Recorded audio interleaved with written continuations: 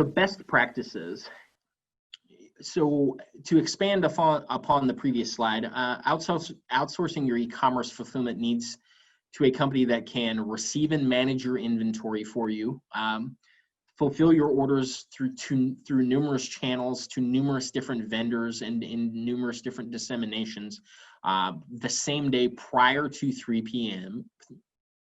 Understand the compliances associated with that.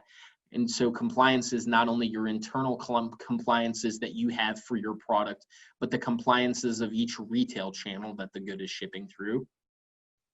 They can handle the reverse logistics of the goods, returns. So their ability to do all of this allows you to buy inventory in bulk, focus on marketing and branding of your product, and put your money elsewhere.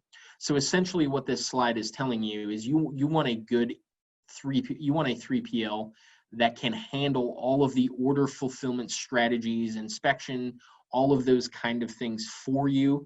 So that way you can spend your time marketing your products, working on additional products, not spend money on warehousing, large equipment, and fulfillment services and strategies outside of the costs that you have for your 3PL to service your account. As we've said previously, a good 3PL should be an extension of your business.